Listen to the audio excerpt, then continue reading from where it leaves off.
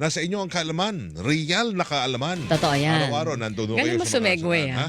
Kasi Sumisegway ka. may hiring, baka kailangan natin ng teacher. May kailangan nga. 20,000. 20,000 teachers. Teachers. Ang sweldo hindi 20,000, ha? Hindi maganda ng entry level daw nila, di ba? Sige nga, Ng kausapin teacher, natin. hindi ba? Alamin Alamin natin dito sa makakausap natin. Ano na ang entry level ng mga guro? Mm. Sa public school po itong pinag-uusapan natin, Yes. hindi kasama ang private. No ID, no enter. No entry.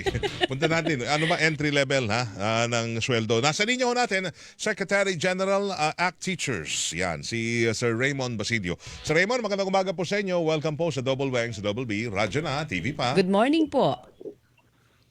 Magandang umaga, Weng at magandang umaga din sa ating mga tagapakinig at tagapanood. Magandang umaga. Yun ang pag-usapan.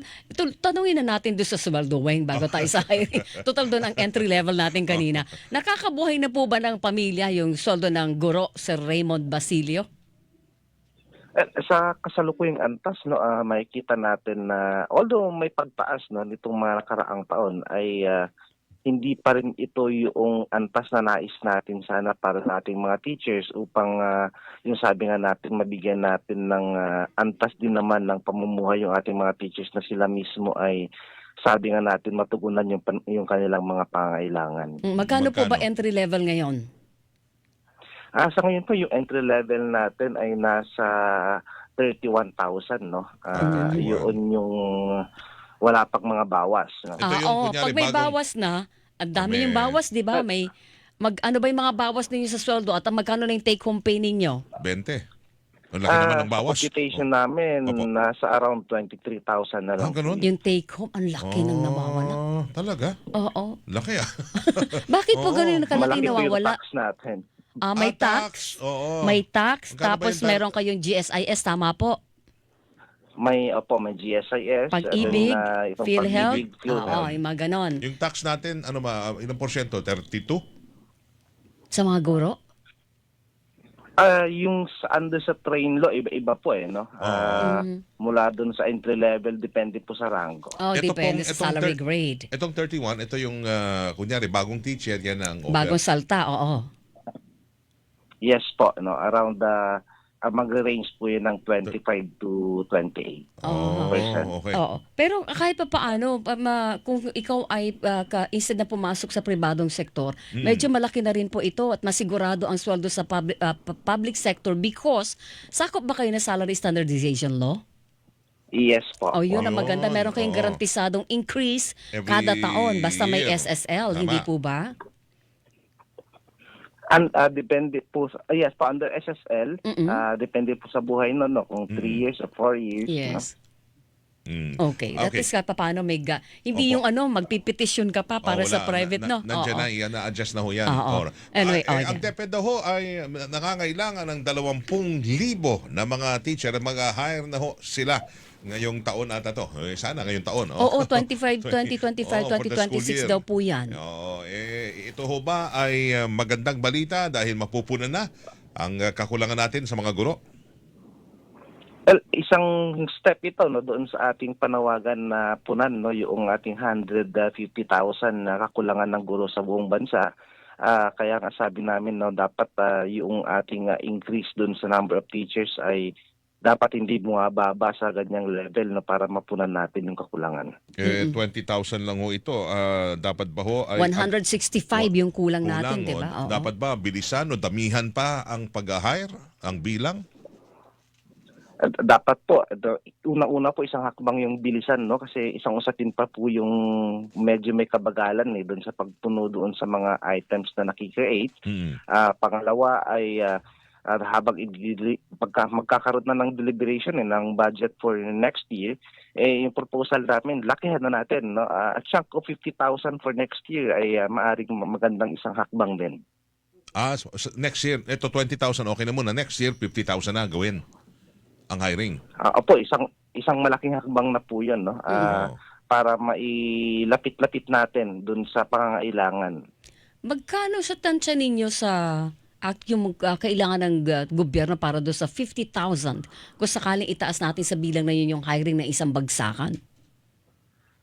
Ang isang buo kasi yung panawagan namin technically i-comply na yung international standards sa usapin ng budget na yung 6% no ng gross domestic product natin ay ibigay natin sa education sector. Essentially doblehin yung current na antas ng budget upang mapunan itong pangailangan ng education sector, no? Kasi hindi lang po teachers no? Andyan na yung classroom, andyan na rin yung mga learning and teaching materials na hanggang sa ngayon ay salat na salat tayo. Pero sa ngayon, marami bang takers do sa offer na bukas sa trabaho sa teachers sa public sector? Natanong ko yan kasi baka nadun pa rin tayo sa era na mas gusto pa rin ng mga graduate ng pagkaguro na maghanap ng ibang trabaho sa ibang field kahit hindi nang tinapos nila dahil doon sa issue pa rin ng financial, si Raymond.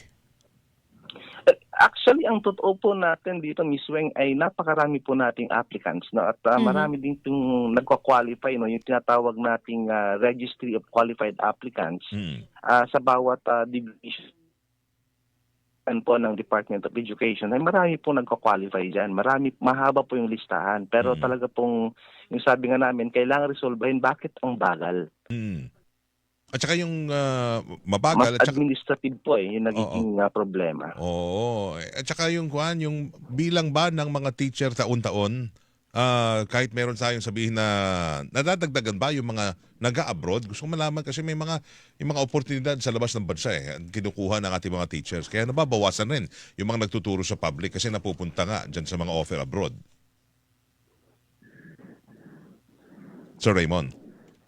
Especially po no after ng pandemic, malaki-laki po talaga yung especially po after ng pandemic, medyo malaki-laki nga po yung pag-alis no ng mga guro papuntang abroad dahil talagang dihamak po na mas malaki ang offer abroad especially sa Pilipinas. Pero iba pa rin yung siyempre nakasama mo pamilya dito, 'di ba, Sir Raymond? Kahit naman papaano competitive na ba yung sa public sector pagdating po sa pagtuturo?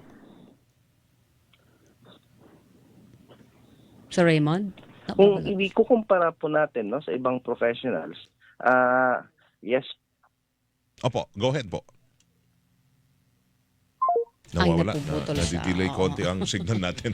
Oo. Kala ko tayong Okay. nawawala. Sabi ni Zenny Panganiban sa Facebook Live. Balikan natin si Sir Raymond saglit ha. Tax is Ayusin na only 15% for individual, corporation is 20%. Oo. Bakit tayong broadcaster mo hindi? Ayan mo na. Napupunta naman yan No. napupunta No. ho sa serbisyo publiko. Naku sa naman. mga mag-aaral natin. Kaya, di ba? Oo. Ganda ng pagkakano ko With conviction. Alang-alang sa bayan, yung ating mga buwis na Sige na nga. kinakanta sa atin. Payamanin Balikan natin silang lahat. Pampagawa ng building ng Senate. Ay, oo. Nako. Bongga. Sandali, balikan natin si Raymond Basilio, ha? Sir Raymond. Yes po. Ayun, balik tayo sa tanong, partner. Oo.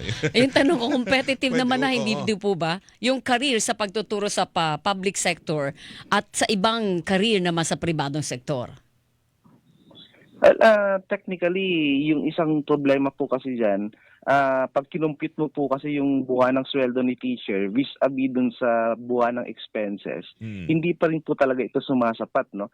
Ilagay mo na lang no, dun sa net mo na 23,000, kung may 1,000 expenses ka per day, ay hindi po siya sasapat talaga sa isang buwan. Kaya marami po pa rin talaga yung sinasabi nga kanina, ay mas pinipiling pumunta ng ibang bansa. No? Sa monitoring talaga namin, may mga nagre-resign talaga. At lalo nung nagluwag yung US halimbawa doon sa pagtanggap ng mga guro mula sa Pilipinas, nagluwag doon sa pagbibigay ng J1 visa, ay ang daming nagpunta ng Amerika. Paano po, kung sinasabi niyo na yung net na halimbawa 23 o yung 31 for that matter, per yung month, oo. gross, hindi pa rin siya sumasapat. Ano po yung sapat? I'm sure meron na kayong mga pinapanukala sa mga mambabatas natin noon pa na ito dapat ang entry level, ganito dapat yung sa salary grade, itaas. Ano po yung proposal ninyo? Lalo Magkano po. dapat ang sweldo? Ang isang proposal po namin, no, una ay iwasto yung entry level ng ating mga teachers, kagaya po ng ating mga nurses na nasa antas ng tinatawag namin na salary grade 15. Ibig sabihin po ay itaas ng 4 na antas, no? kung sa actual po, isa minimum dapat 50,000 per month upang maibigay po yung mga pangailangan ni teachers. No? Kasi ang dahil pong gastusin na involved sa pagtuturo, andyan po yung continuing na pag-aaral na sa kasalukuyan na hindi naman po libre. No? Na talagang nag-i-entail po yan ng gastos sa bahagi ng ating mga teachers. At yung realidad din natin, na humuhugot talaga si teacher ng sariling pera upang makapagturo.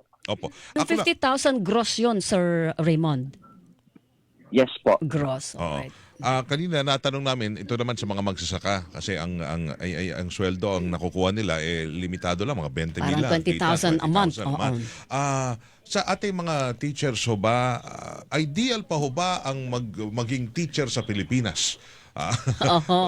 Kasi yung iba gusto magturo, di ba? Or talagang ito po ay para bang passion na lamang. Yung talagang hindi mahalaga sa iyo kung magkano ang sweldo, basta ang ginagawa ko ay nagpapasaya sa akin at nakakatulong ako sa Ganun pa rin ba ngayon? edukasyon sa yung mga kabataan. Kasi yun ang sabi ni Deputy Secretary. Hindi, tsaka talaga namang ibang uri ang mga guro. Oo. Malaki ang sakripisyo, yung pasensya talaga namang napakahaba. Ibang uri nga daw po ang pagkatao ng mga guro, Sir Raymond, hindi kasi ba? dapat may puso sa Magulang pagsiservisyo talaga daw oo.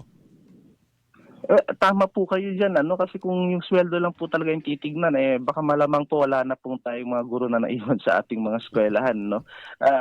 Kasi, alam ba, nagbukas yung klase, nakita natin yung extra na naman na effort na ginawa natin mga teachers, naging tagalinis, naging karpintero, naging tagahanap ng rekurso upang matiyak, no, makapagbukas ng maayos yung ating klase. Meron pa nga ako nakita, Sarino, yung tumatawid ng ilog. Inaalalayan sila. Oo. Pero basang-basa na sila. Oo. Di ba? Kasi biglang tumaas ang tubig sa ilog. Yun, di ba? Tapos yung magpapatuyo lang, magtuturo na maghapon yun. Hindi pa rin tayo tapos doon sa mga Wala ganong pa rin. karanasan, Sir totoo yan. Raymond, no? Hindi pa rin po tayo nakakawala kasi napakalaki pa rin po ng mga pangangailangan ng ating education sector upang masabi natin na yung basic ay maibigay at saka yung ideal at saka yung sinasabi natin tama at wasto ay hindi pa rin po talaga na ibibigay sa ating mga kaguruan. No? Kung sa probinsya, ganun po yung kalagayan. Sa Metro Manila, ang kalagayan naman yung pagsuong mo dun sa siksikan. Ayan. Napakalaking class size. No? Meron nga sa Cavite, 2 classroom lang. Oo. 1,000 mahigit ba yun yung estudyante nila? No? So gumagawa sila makeshift na mga may nilagyan lang ng mga divider. Oo, nagkakarinigan si teacher, nagkakasigawan doon, di ba? Kalungkot, grabe. Opo. Pero maliban doon sa 50,000 na gusto niyong maging monthly na sweldo sa Raymond, sa benepisyo po, wala naman kayong hinihiling pa sa gobyerno. Sapat na yung benefits ninyo. May medical allowance na binigay. Ang ang medical allowance po ay hindi pa po hawak, no, na natitikman ng ating mga kaguruan sa kasalukuyan, no. Mahigit 1 year na yung executive order on that. Pangalawa, yung isang pinaka-importante na nais natin isulong sa kasalukuyan ay yung magkaroon ng sick leave yung ating mga teachers, no, na kapag nagkasakit naman ay kilalanin at bigyan ng karampatang pahinga yung ating mga teachers, no? Kasi sa kasalukuyan po kapag ikaw ay nagkasakit, ang tawag po namin diyan ay no work no pay yung ating mga teachers. Uy, Talaga ba? Kahit regular no work no pay? Oo. Di ba nako-compute na yan? Yes po, no? O Kahit binabawasan pa rin? regular po. Pero may VL kayo. Binabawasan po. Wala. Ang tinatawag po natin yung proportional vacation leave na nangyayari kapag panahon ng summer, no? Pero sabi nga namin, hindi mo naman pwedeng i-pecha yung pagkakasakit ng panahon ng summer or bakasyon, no? Sabagay, So, hindi rin yun po yung natin- problema. Hindi, tsaka yun yung kailangan na ng pahinga ng katawan mo. Doon ka pa walang bayad. Parang hindi naman katanggap-tanggap ngayon si Raymond. Or pwedeng i-file yan sa or GSIS ba? GSIS, may ganun ba? Kasalukuyan po ito. Nung nakarang kongreso, i-final po natin ito sa kongreso kasi kailangan po ng legislation para po mabago ito. Walang ganon. Wala daw. Kunyari, sa pribado may SSS. Oo, may sick leave. Pwedeng makuha doon ng mga beneficios. Sa gobyerno, sa mga teachers, walang ganon. Wala po, no. Sa lahat po ng government employees, ang tanging wala pong sick leave ay ang ating mga kaguruan. Parang Kaguruan. ano yun? Oo. Parang injustice sa akin yun. Masyado. Oo, di ba? Hindi mo, sakit na yun eh, tapos doon ka pa walang bayad. Di ba, Sir Raymond? Oo. Tama po kayo, no. Paano pa pag Para po na-hospital? mas malaking problema po 'yon, no, pag na-ospital. Ito nga sinasabi ng mga teachers ay hindi din naman nila nararamdaman yung PhilHealth, no, kapag sa usapin na ng bayad sa pagkakasakit, no. Kaya talagang kung sabi nga namin yung medical allowance na ibibigay sana ay makatulong, pero hanggang ngayon ay hindi pa rin hawak ng ating mga kaguruan ito. Alright. Nako, good luck po sa laban ng mga guro. Siyempre, hindi lang yung tapat at matatag na employment. Kaya kasunod na dyan yung tamang sweldo at benepisyo. Yun. Maraming salamat po, Sir Raymond. Sir Raymond, thank you ho sa oras ha. Maraming salamat po, Weng at Weng. Good Salamat. morning, good morning. Si Ginoong Raymond Basilio, Secretary General, Alliance of Concerned Teachers or ACT. Hilingan, walang pinoprotektahan.